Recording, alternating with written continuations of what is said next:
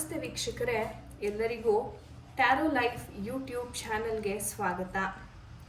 ವೀಕ್ಷಕರೇ, ಇವತ್ತಿನ ಒಂದು ವಿಡಿಯೋನಲ್ಲಿ ಯಾರೆಲ್ಲ ಬ್ರೇಕಪ್ ಸಿಚುವೇಶನಲ್ಲಿದ್ದೀರಾ ನಿಮಗೆ ಈ ಒಂದು ವಿಡಿಯೋ ಪರ್ಟಿಕ್ಯುಲರ್ ಆಗಿ ಅನುಗುಣವಾಗುತ್ತೆ. ಏನಪ್ಪ ಅಂತಂದರೆ ನೋಡಿ, ಎಷ್ಟೋ ಜನ ಮಾತುಕತೆ ಅಂತಕ್ಕಂಥದ್ದನ್ನ ಬಿಟ್ಬಿಟ್ಟಿರ್ತೀರಾ. ಆಮೇಲೆ ಅವರ ಒಂದು ಭಾವನೆ ಏನಿದೆ ಮೇಡಮ್, ಅವ್ರು ನನ್ನನ್ನು ನೆನಪಿಸ್ಕೋತಾ ಇದ್ದಾರಾ ಇಲ್ವಾ, ಡೌಟು ಸಾಕಷ್ಟು ಜನಕ್ಕೆ ಇರುತ್ತೆ. ಸೊ ಹಾಗಾಗಿ ಇವತ್ತಿನ ಒಂದು ರೀಡಿಂಗಲ್ಲಿ ನಾವು ತಿಳ್ಕೊಳ್ಳೋಣ, ನಿಮ್ಮ ಒಂದು ಪರ್ಸನ್ ನಿಮ್ಮನ್ನು ನೆನಪಿಸ್ಕೋತಾ ಇದ್ದಾರಾ, ಬ್ರೇಕಪ್ ಆದಮೇಲೆ ಅವರ ಪರಿಸ್ಥಿತಿ ಹೇಗಾಗಿದೆ, ನಿಮ್ಮ ಒಂದು ಎನರ್ಜೀಸ್ ಯಾವ ರೀತಿ ಇದೆ, ಎಲ್ಲವನ್ನು ಡೀಟೇಲ್ ಆಗಿ ಇವತ್ತಿನ ಟ್ಯಾರೋ ರೀಡಿಂಗ್ ಮಾಡುವುದರ ಮುಖಾಂತರ ತಿಳ್ಕೊಳ್ಳೋಣ. ಇವತ್ತಿನ ರೀಡಿಂಗ್ ಕ್ಲೇಮ್ ಮಾಡಬೇಕು ಅಂತಲೇ ಕಮೆಂಟ್ ಸೆಕ್ಷನಲ್ಲಿ ಪ್ರತಿಯೊಬ್ಬರು 222 ಅಂತ ಟೈಪ್ ಮಾಡಿ ಯೂನಿವರ್ಸ್ಗೆ ಥ್ಯಾಂಕ್ ಯು ಅಂತ ಹೇಳಿ. ಸೊ ಬನ್ನಿ ಶುರು ಮಾಡೋಣ. ಆ್ಯಂಡ್ ವೀಕ್ಷಕರೇ, ಇಂದಿನ ಒಂದು ಟಿಪ್ ಮುಖಾಂತರ ನಾನು ಏನು ಹೇಳಕ್ಕೆ ಇಷ್ಟಪಡ್ತೀನಿ ಅಂದರೆ, ನಿಮಗೆ ಒಂದು ವಿಶೇಷವಾದ ಹಣ ಅಟ್ರಾಕ್ಟ್ ಮಾಡ್ತಕ್ಕಂಥ ಒಂದು ವಸ್ತುವನ್ನು ಅಥವಾ ಒಂದು ದೇವರ ಒಂದು ಮೂರ್ತಿಯನ್ನು ನಾನು ನಿಮಗೆ ಹೇಳ್ಕೊಡ್ತಾ ಇದ್ದೀನಿ. ಸೊ ಅದನ್ನೇ ತಿಳ್ಕೊಬೇಕು ಅಂತಲೇ ವಿಡಿಯೋವನ್ನು ಖಂಡಿತ ಸ್ಕಿಪ್ ಮಾಡದೆ ಕೊನೆ ತನಕ ನೋಡಿ. ಸೊ ಮೈಂಡನ್ನು ರಿಲ್ಯಾಕ್ಸ್ ಮಾಡ್ಕೊಳ್ಳಿ.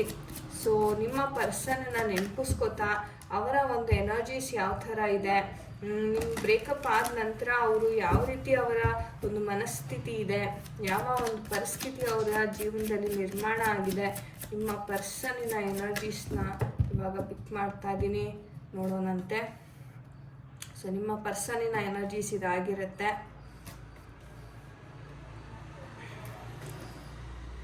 ಹಾಗೆ ನಿಮ್ಮ ಎನರ್ಜೀಸ್ನ ಸಹ ನಾನು ಪಿಕ್ ಮಾಡ್ತಾ ಇದ್ದೀನಿ. ನಿಮ್ಮ ಎನರ್ಜೀಸ್ ಯಾವ ಥರ ಇದೆ ಈ ಒಂದು ಕ್ಷಣಕ್ಕೆ, ನಿಮ್ಮ ಎನರ್ಜೀಸ್ ಯಾವ ಥರ ಇದೆ, ಏಂಜಲ್ಸ್ ಗೈಡ್ ಮಾಡಿ. ನಿಮ್ಮ ಎನರ್ಜೀಸ್ ಯಾವ ಥರ ಇದೆ ಈ ಒಂದು ಕ್ಷಣಕ್ಕೆ.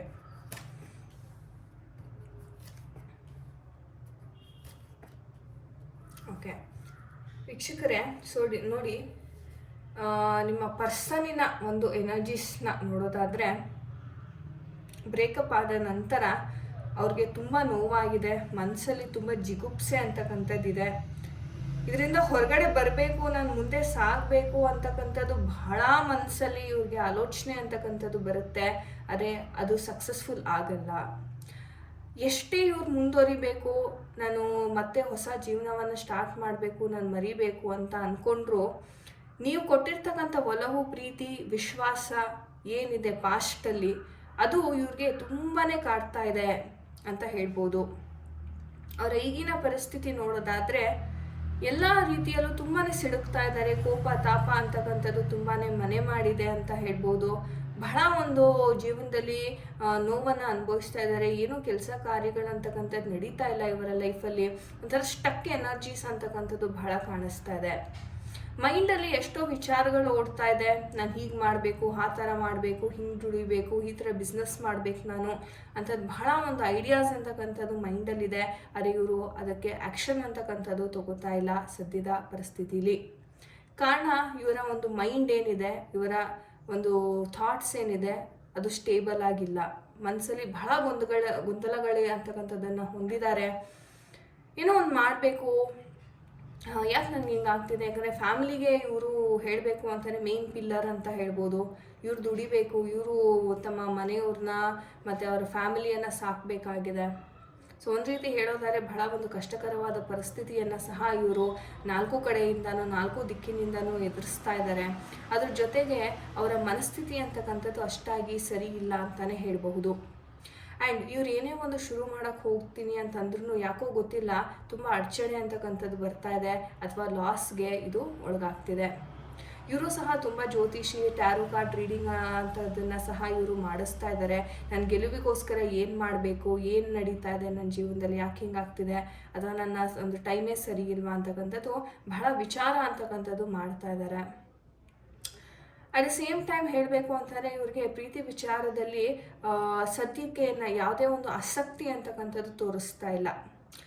ನಾನು ಫಸ್ಟ್ ಸೆಟ್ಲ್ ಆಗೋಣ, ಫಸ್ಟ್ ದುಡಿಯೋಣ, ಒಂದು ಹಂತಕ್ಕೆ ತಲುಪೋಣ, ತದನಂತರ ನಾನು ನನ್ನ ಪ್ರೀತಿ ಬಗ್ಗೆ ಗಮನವನ್ನು ಹರಿಸ್ತೇನೆ ಅಂತಕ್ಕಂಥ ಒಂದು ನಿರ್ಧಾರವನ್ನು ಕೈಗೊಳ್ತಾ ಇದ್ದಾರೆ. ಫಸ್ಟು ಕರಿಯರಲ್ಲಿ ನಾನು ಗೆಲ್ಲಬೇಕು, ಹಣಕಾಸು ಸಂಪಾದನೆ ಮಾಡಬೇಕು, ನನ್ನ ಒಂದು ಫ್ಯಾಮಿಲಿ ಏನಿದೆ, ಅವ್ರು ಏನು ನನ್ನನ್ನು ನಂಬ್ಕೊಂಡಿದ್ದಾರೆ, ಅವರನ್ನು ನಾನು ತುಂಬ ಚೆನ್ನಾಗಿ ನೋಡ್ಕೋಬೇಕು ಅಂತಕ್ಕಂಥ ಮನಸ್ಥಿತಿಗೆ ಈ ಒಂದು ವ್ಯಕ್ತಿ ತಲುಪ್ತಾ ಇದ್ದಾರೆ. ಹಾಗೆ ನಿಮ್ಮ ಒಂದು ಎನರ್ಜೀಸ್ನ ನೋಡೋದಾದರೆ ವ್ಯಕ್ತಿ ಬಿಟ್ಟು ಹೋದ ನಂತರ ನೀವು ತುಂಬಾ ನೋವಲ್ಲಿದ್ದೀರಾ. ನಿಮಗೆ ಒಂಥರ ಮಾನಸಿಕವಾಗಿ ಆರೋಗ್ಯದ ವಿಚಾರದಲ್ಲಿ ಹೇಳಬೇಕು ಅಂದರೆ ಮುಖ್ಯವಾಗಿ ತುಂಬ ಮೇಜರ್ ಬದಲಾವಣೆಗಳಂತಕ್ಕಂಥದ್ದು ಆಗ್ತಿದೆ. ಮಾನಸಿಕವಾಗಿ ಖಿನ್ನತೆಗೆ ಒಳಗಾಗ್ತಕ್ಕಂಥದ್ದು, ಏನು ಮಾಡಬೇಕು ಗೊತ್ತಾಗ್ತಿಲ್ಲ, ಯಾರ ಹತ್ರ ಹೇಳ್ಕೋಬೇಕು, ಈ ವಿಚಾರ ಯಾರ ಹತ್ರ ಹೇಳಿದ್ರೆ ಒಂದು ಸರಿಯಾದ ಗೈಡೆನ್ಸ್ ಸಿಗುತ್ತೆ ಅಂತಕ್ಕಂಥ ಗೊಂದಲ ನಿಮಗೆ ಬಹಳ ಇದೆ. ಫ್ಯಾಮಿಲಿ ಜೊತೆ ಹಂಚ್ಕೊಳ್ಳೋಣ ಅಂತಕ್ಕಂಥದ್ದು ಇರುತ್ತೆ, ಬಟ್ ಅವ್ರು ಹೇಗೆ ಅದನ್ನು ತಗೋತಾರೆ, ಸಪೋರ್ಟ್ ಮಾಡ್ತಾರಾ ಇಲ್ವಾ ಅನ್ನೋ ಗೊಂದಲ ಸಹ ನಿಮ್ಮಲ್ಲಿ ತುಂಬ ಕಾಡ್ತಿದೆ. ನಾನು ಇದನ್ನು ಯಾವ ರೀತಿ ನಿಮಗೆ ತಿಳಿಸೋದಕ್ಕೆ ಇಷ್ಟಪಡ್ತೀನಿ ಅಂದರೆ, ಒಂದು ತಾಳ್ಮೆ ಅಂತಕ್ಕಂಥದ್ದು ಇರಲಿ. ಎಷ್ಟೋ ಜನ ಇಲ್ಲಿ ತುಂಬ ಏಂಜಲ್ಸ್ನ ತುಂಬಾ ಪ್ರೇಯರ್ ಮಾಡ್ತಾ ಇದ್ದೀರಾ, ದೈವನ ತುಂಬ ಪ್ರೇಯರ್ ಮಾಡ್ತೀರಾ, ಒಂದು ಸ್ವಚ್ಛವಾದ ಮನಸ್ಸಿನಿಂದ ವೆಯ್ಟ್ ಮಾಡ್ತಾ ಇದ್ದೀರಾ ಇಲ್ಲಿ ಎಷ್ಟೋ ಜನ ಅಂತಾನೆ ಹೇಳ್ಬಹುದು. ಅದೇ ರೀತಿ ಮ್ಯಾನಿಫೆಸ್ಟೇಷನ್ ಸಹ ಮಾಡ್ತಾ ಇದ್ದೀರಾ ನಿಮ್ಮ ಪ್ರೀತಿ ಗೆಲ್ಲಬೇಕು ಅಂತ.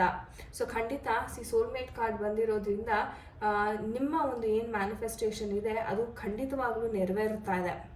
ನೀವು ಎಷ್ಟೇ ಒಂದು ಕಠಿಣವಾದ ಪರಿಸ್ಥಿತಿ ಬಂದ್ರೂ ನೀವು ಧೃತಿಗೆಡ್ತಿಲ್ಲ. ಅಂದರೆ ಇಲ್ಲ ಇದಾಗತ್ತೆ, ನನಗೆ ಹೋಪ್ಸ್ ಇದೆ, ಭರವಸೆ ಇದೆ ನನಗೆ ಅಂತಕ್ಕಂಥದ್ದು ತುಂಬಾ ಇಟ್ಕೊಂಡಿದ್ದೀರಾ ನೀವು ನಂಬಿಕೆ. ಹಾಗಾಗಿ ನಿಮ್ಮ ಮ್ಯಾನಿಫೆಸ್ಟೇಷನ್ಗೆ ತಕ್ಕನಾಗೆ ಯೂನಿವರ್ಸ್ ಕಡೆಯಿಂದ ಸಹ ಒಂದು ಒಳ್ಳೆ ರೀತಿಯಲ್ಲಿ ಒಂದು ಸೈನ್ಸ್ ಆಗಿರ್ಬೋದು, ಒಂದು ಏಂಜಲಿಕ್ ನಂಬರ್ಸ್ ಆಗಿರ್ಬೋದು, ಇದು ತುಂಬ ನಿಮಗೆ ಫ್ರೀಕ್ವೆಂಟಾಗಿ ಕಾಣಿಸ್ತಾ ಇದೆ. ಓಕೆ, ಸೊ ಯಾರಿಗೆಲ್ಲ ಏಂಜಲಿಕ್ ನಂಬರ್ಸ್ ಕಾಣಿಸ್ತಾ ಇದೆ, ಯಾವ ನಂಬರ್ಸ್ ಕಾಣಿಸ್ತಾ ಇದೆ ಅಂತ ಕಮೆಂಟ್ ಸೆಕ್ಷನಲ್ಲಿ ದಯವಿಟ್ಟು ತಿಳಿಸಿ. ಸೊ ಹಾಗಾಗಿ ಒಂದು ಹಂತಕ್ಕೆ ಬರ್ತೀರಾ, ನೀವು ಸಹ ನಿಮ್ಮ ಎಮೋಷನ್ಸ್ನ ಬ್ಯಾಲೆನ್ಸ್ ಮಾಡೋದನ್ನು ಕಲಿತೀರಾ. ಯಾವಾಗ ನಿಮ್ಮ ಎಮೋಷನ್ಸ್ ನಿಮಗೆ ಕಂಟ್ರೋಲಿಗೆ ಬರುತ್ತೆ ಆವಾಗ ಖಂಡಿತ ನಿಮ್ಮ ಪ್ರೀತಿ ಅಂತಕ್ಕಂಥದ್ದು ಇಲ್ಲಿ ಮ್ಯಾನಿಫೆಸ್ಟೇಷನ್ ಮಾಡ್ತಾ ಇದ್ದಿದ್ದೀರಲ್ಲ, ಸೊ ಅದು ನಿಮಗೆ ನೆರವೇರುತ್ತೆ.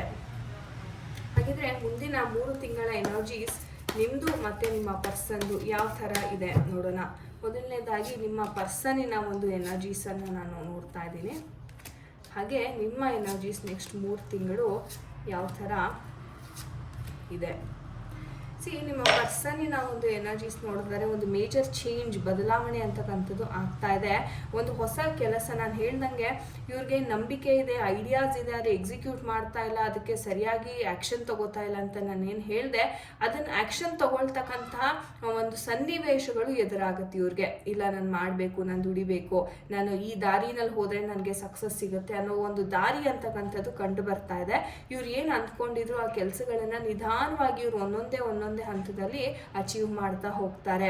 ಹಾಗೆ ನಿಮ್ಮ ಒಂದು ಎನರ್ಜೀಸ್ನ ನೋಡೋದಾದ್ರೆ ನೀವು ಎಷ್ಟು ಮೌನವಾಗಿ ಮ್ಯಾನಿಫೆಸ್ಟೇಷನ್ ಮಾಡ್ತಾ ಇದ್ದೀರಾ, ಎಷ್ಟು ಪ್ರೀತಿಯಿಂದ ನೀವು ಅವರು ನೋಡ್ಕೋತೀರಾ, ಅಷ್ಟೇ ಯಶಸ್ಸು ಸಹ ನಿಮಗೆ ಸಿಗ್ತಾ ಇದೆ ಅಂತಲೇ ಹೇಳ್ಬೋದು. ನೀವು ತುಂಬಾ ಹೇಳಬೇಕು ಅಂತಲೇ ಜಾಸ್ತಿ ಮಾತಾಡದೆ ಮೌನವಾಗಿ ನೀವು ಏನು ಮ್ಯಾನಿಫೆಸ್ಟ್ ಮಾಡ್ತೀರಾ ಅದನ್ನು ದಯವಿಟ್ಟು ಮುಂದುವರಿಸಿ.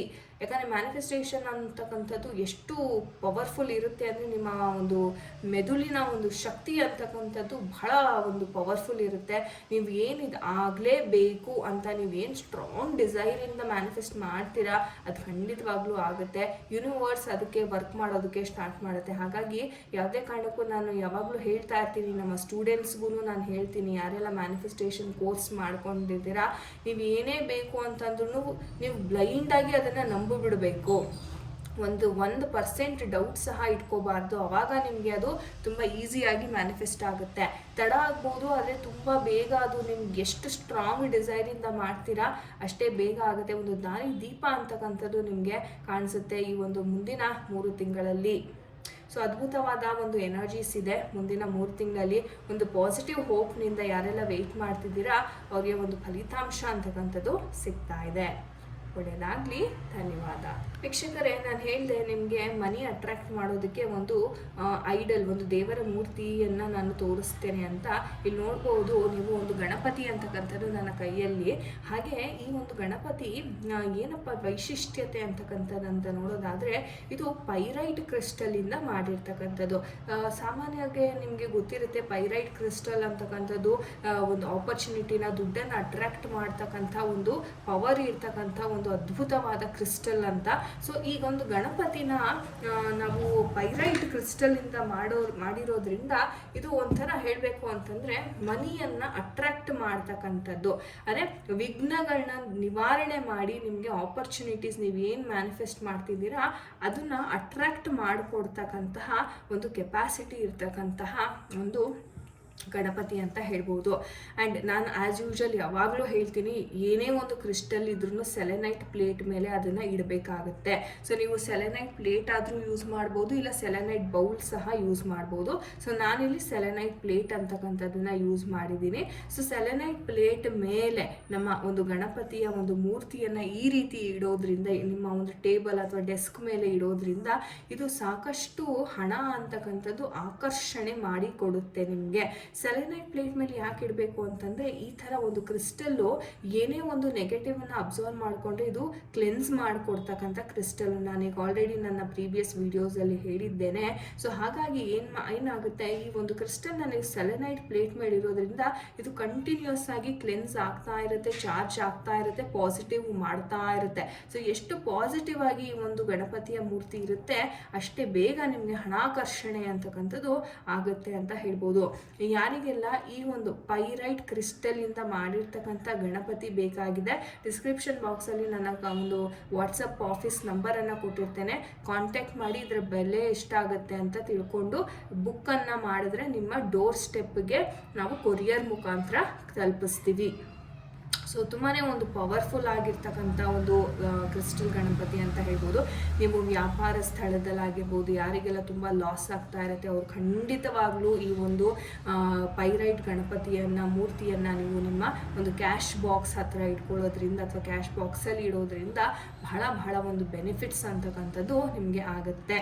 ಸೊ ಒಳ್ಳೆಯದಾಗಲಿ ಎಲ್ಲರಿಗೂ ಅಂತ ಹೇಳ್ತಾ, ಮುಂದಿನ ಒಂದು ವಿಡಿಯೋನಲ್ಲಿ ಇನ್ನೊಮ್ಮೆ ಒಂದು ಇಂಟ್ರೆಸ್ಟಿಂಗ್ ಟಾಪಿಕ್ ಒಂದಿಗೆ ಮತ್ತೆ ಭೇಟಿ ಆಗೋಣ. ಹರೇ ಕೃಷ್ಣ.